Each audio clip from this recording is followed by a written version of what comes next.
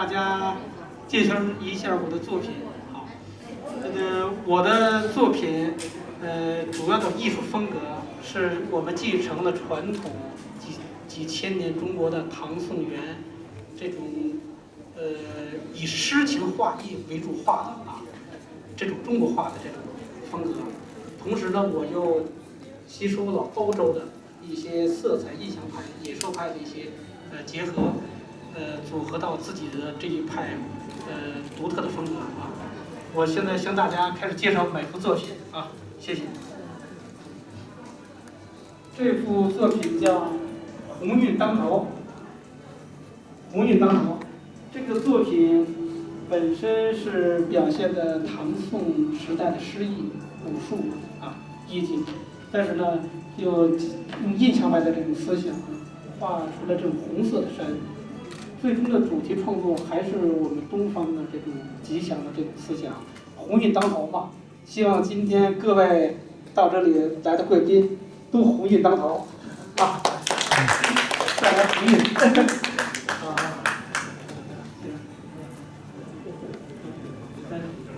这幅作品的题目是《中华腾飞图》啊。这幅作品我以前创作的思想呢，就是在几十年以前。因为我长期旅居海外，很多海外老华侨这个对我的艺术呢，非常的喜欢，而经常的向我讲说，一定要创作一幅表现中华民族精神气魄的作品，这幅作品呢，主题表现的就是呢，我们这种民族精神像雄鹰一样，面对各种困难，我们没有低过头。不管过去几千年还是今后，我们遇到任何困难，我们都要勇往直前，在暴风雨中不管是遇到什么困难，都要拼搏这种精神这个底下是画的江山万里这幅作品呢，我们计划呢，100位国际上的总统题字现在呢已经有5-6位这个贵宾领导来领袖题字，中间的那位是印度尼西亚梅加瓦蒂总统旁边是哈比比总统我们看到有我们的国民党农委主席、连战主席，最上面是我们最尊敬、最敬重的星云大师，题在紧上面。来，大家鼓掌，好。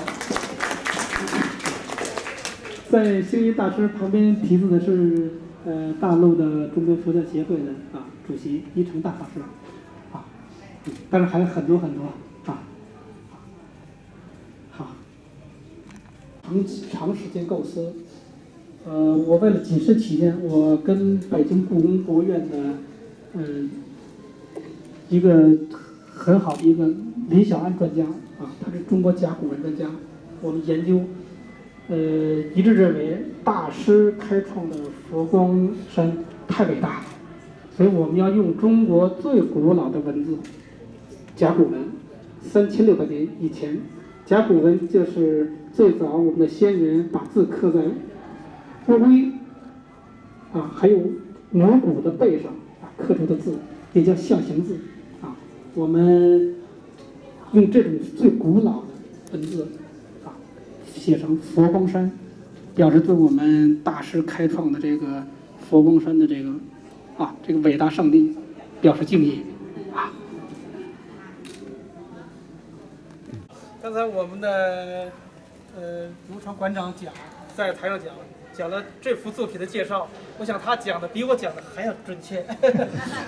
如常馆长，我上次来星云大师亲口讲，这是大才女这个今天讲到的这幅作品的重点的中心思想，全让如常馆长全都讲了我只能做个补充，我只能那君硕老师，你们这个颜色是用西方的色彩，是特别的不一样的。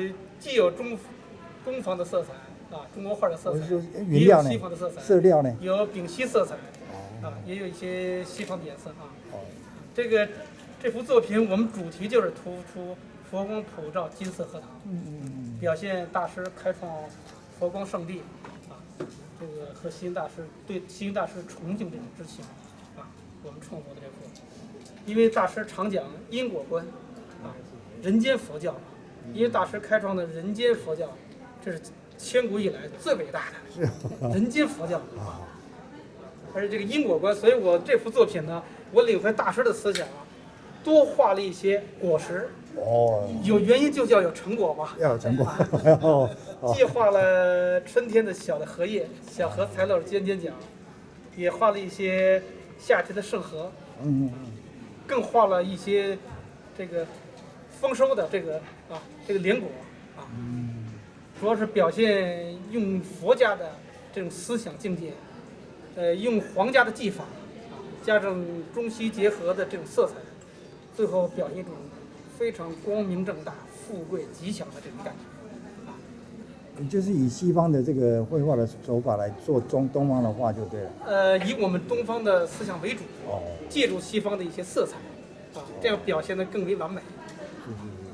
谢谢。画的那个铁线，那个一笔画这么笃定哦，这么长也可以一笔哦。这种大幅作品，就是像我们馆长讲的，一笔画下，一笔不能描。对。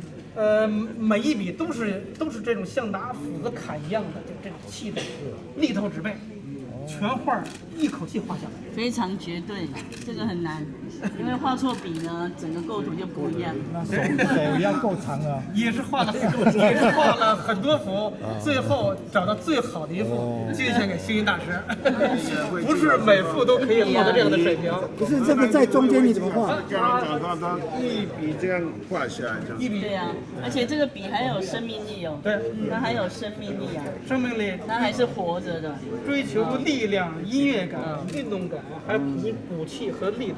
另外，大家可以仔细看，每一根墨的线条都不一样。对。需要蘸墨，蘸墨的程度就要分出重的、中的、淡的，当然要有100的层次。啊，所以这里头看着挺潇洒，其实里面很多细的东西。老师，这个一定要放在地下吗？这放桌上可以画吗？这分2种画法。打底子的时候在地下。后期可以挂起来细。对。回去法师，回去法师也现在准备看到。最近。这幅作品也是用甲骨文写的啊，也是表现大展宏图，表现是大展宏图啊。底下写的是海纳百川啊，因为这些是画的一些善意。这幅作品是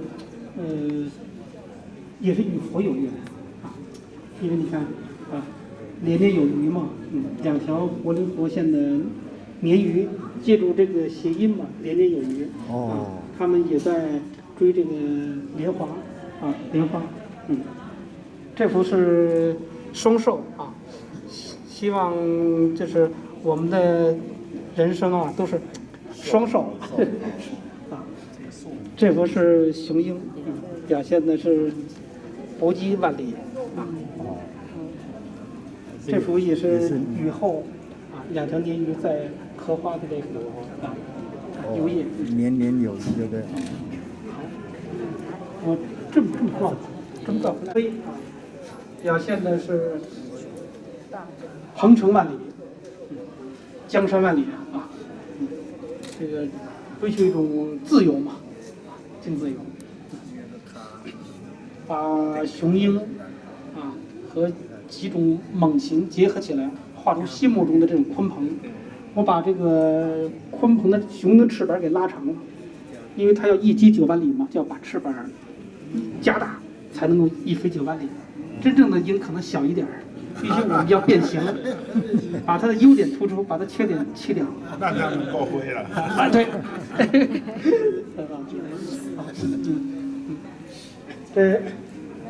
我给大家介绍就是这幅寿桃，因为我学寿桃入画第1张寿桃的时候，是皇帝溥仪的妹妹爱新觉罗奕欢，她教我画。她当时跟我讲，她说的我的父亲摄政王，在我们16、17岁的时候，怕我们就是出去啊惹一些事情，就把宫廷皇宫里最后一个刘师傅，宫廷画家请来，教他们几兄妹啊，画宫廷画法。他呢是把着我的手一笔一画的教我，等于是呢，我把从郎世宁这个时期的到后来道光啊、咸丰啊、光绪啊这一段时间的宫廷画法学过来了。这个我呢也经过一段时间写生，因为大家知道写生的寿桃，经常的实际看到寿桃有青色的，有黄色的，这些都是现实的东西，我们拿相机就可以解决了。所以艺术就是要来于现实，高于现实。所以我们这个寿桃所表现的不是普通的寿桃，是我们心目中这种有皇家贵气，更主要是我们的最终目的是天上保姆娘娘这个蟠桃会中的那种吉祥的那种，叫人们一看，哎呀，就是心里很带来喜悦的寿桃所以我们的馆长讲我去年给星云大师这个送一个寿桃星云大师很高兴，今年我还送所以表现的是这个吉祥长寿而我现在这个寿桃呢，在咱们国际上一些总统一些各行业的一些翘首一些宗教领袖他们过生日我都把这寿桃送过去而且大家非常的高兴非常的吉祥老师你说那个宫廷画法跟一般的画法有什么差别吗？宫廷画法非常细里头有很规矩的很多做法这个找一个时间我可以和您咱们慢慢的我向您介绍。今天我先给大家先简单的中西意思。这幅作品呢主题就是因为我们人类嘛经常大家聚会嘛因为人们都需要暖心嘛贴心是吧？台湾经常讲的一句话，朋友讲贴心，这雄鹰也是要在大家，雄鹰也是在一起聚会天空自由飞翔表现是一种精神是一种这种自由向上的这种，人们都追求自由嘛。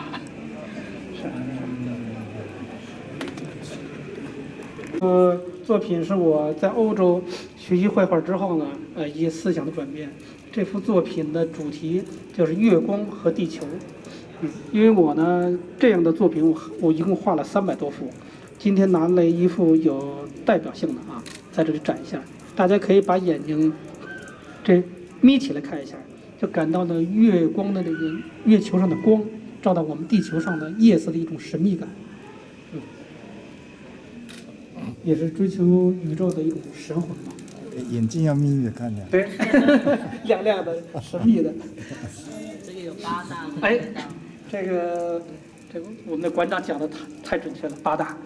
因为要想学中国画，就必须要学这个佛界的8大。8大山人那是最高的写意画的最高的人这个8大山人。这个每一笔都表现了他的内心灵魂所以呢，我对8大山人的画非常的崇敬。我把8大山人的画册我前后临过5遍我就是追求8大山人这种简约而这种宁静，带着这种寒气的这种，又有追求一种古傲高傲的这种境界所以说，我选这幅作品也是与佛光山与佛有缘嘛，是。他都用很多干笔就是笔比较干，去画那个枯枝那个苍劲的感觉拉出来。然后用8大的作品，那个的眼睛跟那个动物的形象，就是内心的孤寂，然后但是又很有骨气。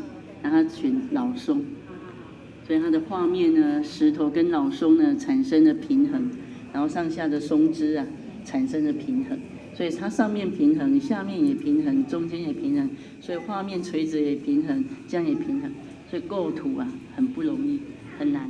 哎呀，这馆长是大收藏家还是大评论家、大鉴赏家？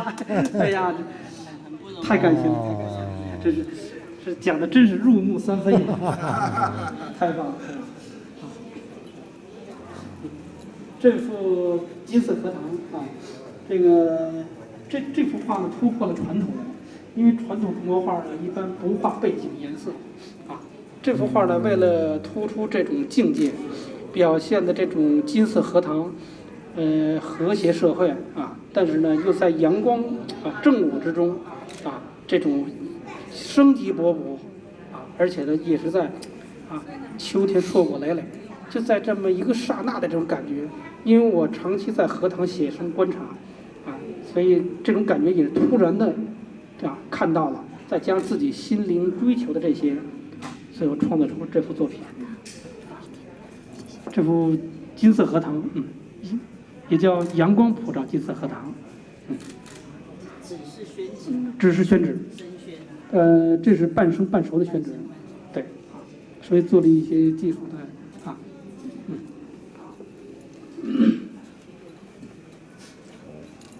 这幅画的是9个兽头，因为是月亮嘛，啊，嫦娥奔月嘛，嫦娥奔月的这种圆的这种感觉啊，9个兽头，9是中国数字最大的嘛，啊，也是表现一种吉祥、喜庆、大寿。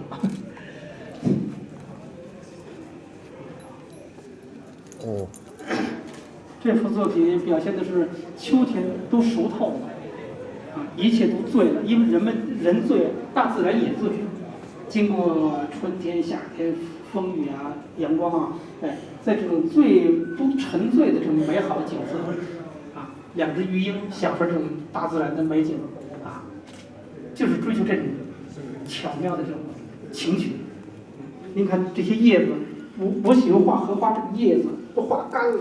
甚至水分已经没有了，啊，那花的水分也给蒸发了，但是还是有这种秋天浓浓的秋趣，能够想象到它夏天时非常的婀娜多姿的那种美感。欣赏老师那个线条，那铁线钩这样子画上来是有生命的，然后这么自然。最难的是这个线条。咱等也当尾空买呀。没有手，它要长一点哦。大家有兴趣的话，改天我可以准备笔墨，帮他一起画这线条。这很难的，很难画。这个来，我想太难了啦。接个插曲啊，我以前的最早我20多岁的时候呢，画这种铁线，后来国画大师李可染先生看了我的画，他说你要每天下3个小时的功夫，就要把这线画得一透纸背。一透纸背。我的长期画，您看我这个地方都有一个奖了，这个地方。对，这个地方有一个奖。有。因为这个李可染大师说，中国画就几条线几笔，这几条线要是过不了关，就不要再画。没有画。就这么几笔。这基本功呢？这基本功。所以说这基本功是一个最重要的。墨纸背不是说那个墨汁沾了很多才不是那个气不是的丹田气表现，通过你的毛打到纸里，拉出1半斤力量。这幅金色荷塘也是表现秋天醉了的感觉啊，因为我老想嘛，人经常喜欢醉一醉嘛，太辛苦了，大自然也喜欢醉一醉。当然这些也是追求唐宋的诗意。老师，你们完全服从主题。色料呢？色料在我们一般都是用墨，对不是？对。那你现在都是用色料嘛？对，但是在有墨的基础之上再上色。因为如果上来就是上色呢，画就容易软弱无力。或者就像一个擦桌子布似的软弱。先要把骨架水泥打好，再做玻璃结构先处理好。这一点是中国几千年文化最棒的地方。绝不能丢掉如果丢掉这个东西，这就变了因为我的画荷花呢，我画100张荷花都不一样。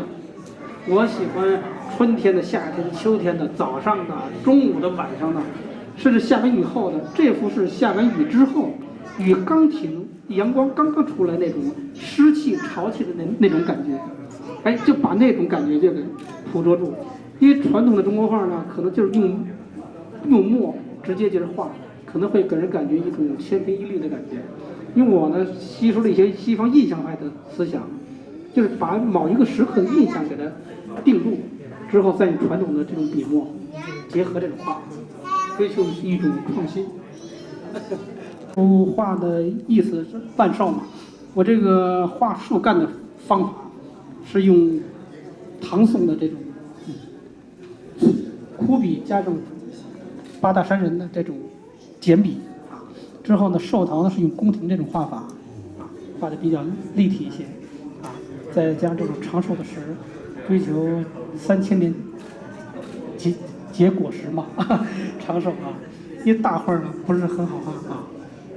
这幅作品就是表现自由嘛，这也是咱们佛光山3只老鹰，3只老鹰啊。这幅作品我想，这个馆长刚才提到了，我想捐给这个咱们这个佛光山哦，3只老鹰嘛。这是背景。这幅作品也是表现一种秋醉的感觉。因为我虽然不喝酒，但是我喜欢人醉的感觉啊，所以也喜欢植物啊这些荷花最丰收、最美的时候啊，最成熟的时候，这种醉的感觉。因为历代古人、文人士大夫都喜欢这种醉的感觉。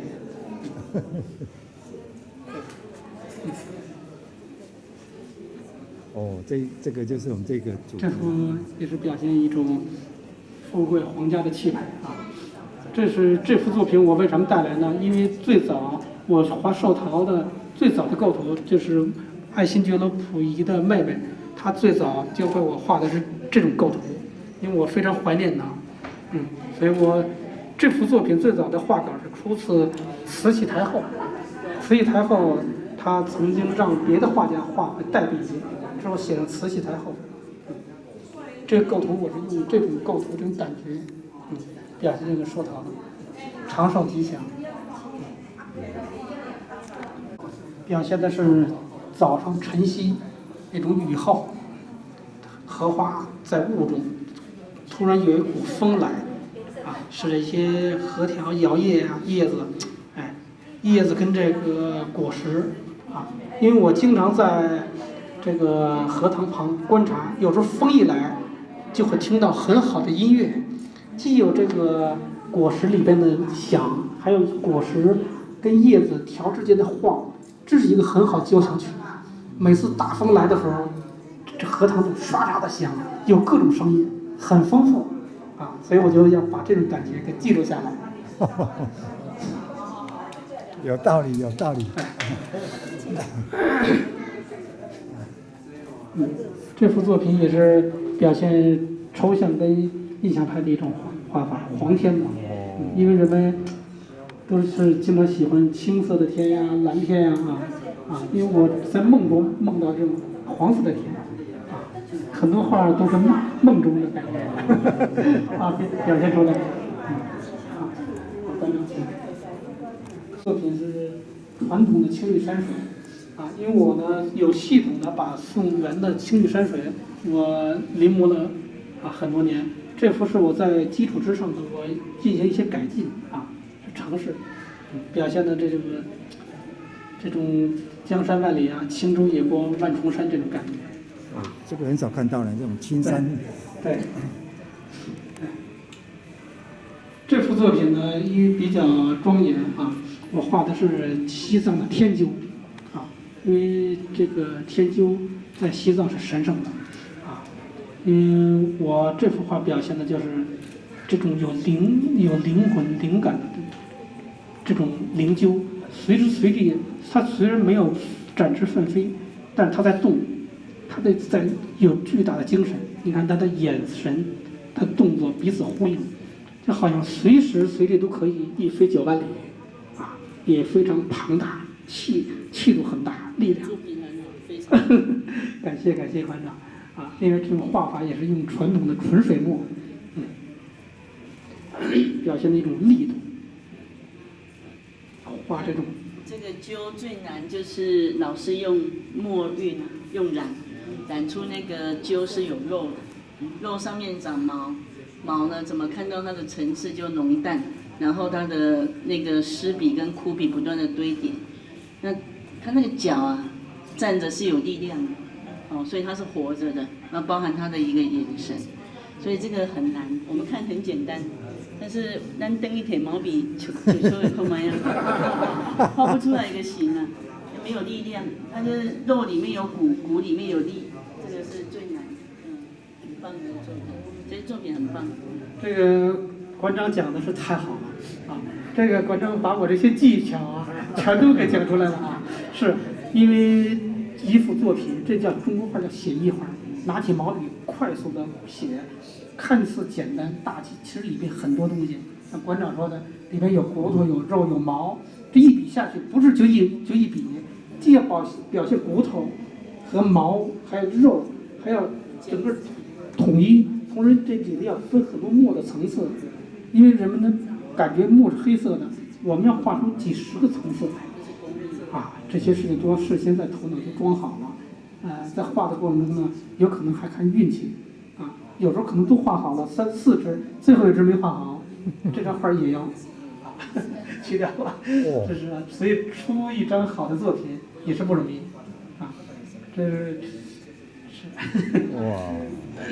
请教你一个问题吧，像那种松里面，它后面背景的那个淡绿色跟那个苍劲有力的那个松姿，我很想要了解老师您在挥笔的当下的那个心情，以及如何那么的这么有力量，然后让我们看的每一个人都会觉得好有力量。您讲的非常好啊，谢谢。因为我画画的时候非常激动。我所有的作品都是画的时候就近似疯狂，因为只有我激动，我画出作品才有精神，大家看才有兴趣。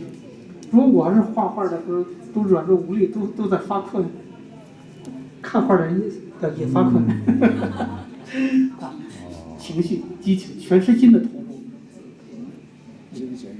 您说的这个松树画的时候非常有力。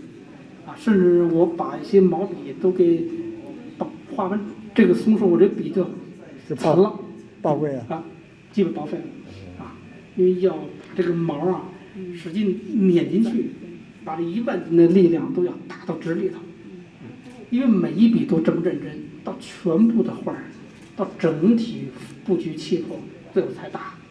如果说只一个局部画得好，有的局部不用气不用功，也是软弱。它不统一的，啊，好，谢谢。哦，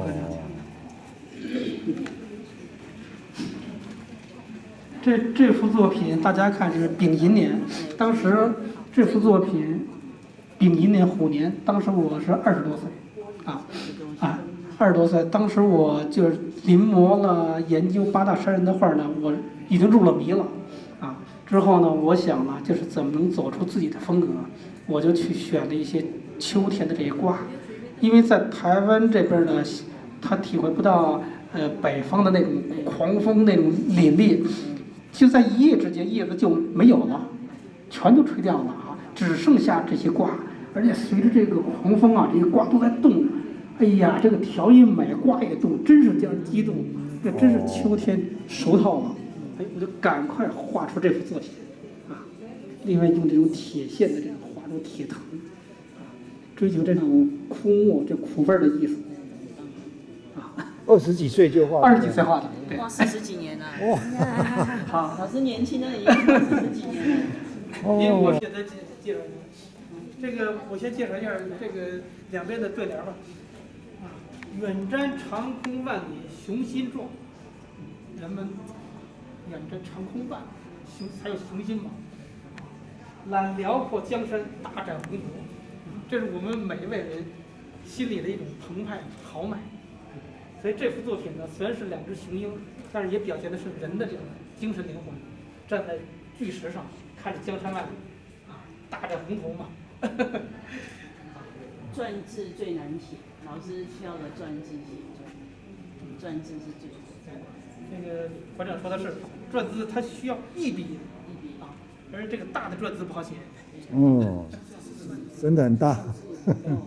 大的篆字不好写。展场不够大。啊，这里的展馆是全世界一流，最好的。